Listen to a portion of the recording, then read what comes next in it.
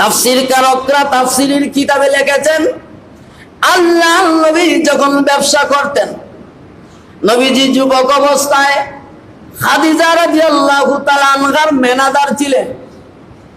নবীজি তো সবচেয়ে বড় বিশ্বাসী ছিলেন, তাই খাদিজা ওনার ব্যবসায় নিয়োগ দিয়েছে। আমার নবীকে ব্যবসায় নিয়োগ দিয়া মেনাদার বানাইয়া দিয়েছে, সব দায়িত্ব নবীর হাতে তুলে দিয়েছে।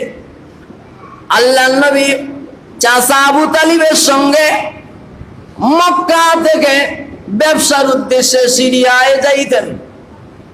একদিন রাত্রে সিরিয়ায় যাওয়ার পথে, রাত গভীর অন্ধকার, উটের উপরে আরোহণ করে যাইতেছেন।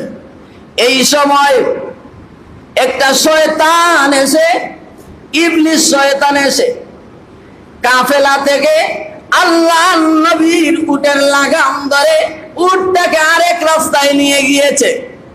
উটকে যখন আরেক রাস্তায় নিয়ে গিয়েছে, নবীজি কাফেলা থেকে বিচ্ছিন্ন হয়ে গেছেন। কাফেলা একদিকে, নবীজি হইলেন আরেক দিকে, দুই দিকে যাইতেছেন।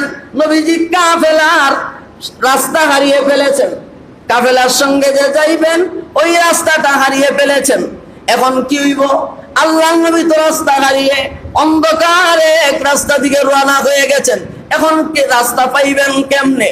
আল্লাহ রাব্বুল আলামিন জিবরাইলকে পাঠাইছেন, ও জিবরাইল যা, তাড়াতাড়ি যা, আমার নবী কাফেলা থেকে বিচ্ছিন্ন হইয়া অন্য রাস্তায় চলে গেছেন।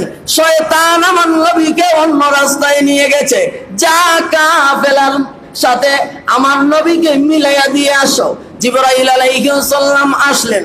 জিবরাইল আলাইহিস সালাম এসে শয়তানকে ফুঁক দিলেন। ফুঁক দেওয়ার সাথে সাথে শয়তান দূর হয়ে গেল।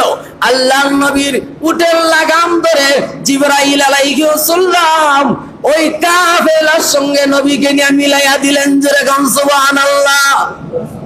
ওই দিকে লক্ষ্য করে আল্লাহ বলেন, ওয়াজাদাকা দাল্লান ফাহাদা।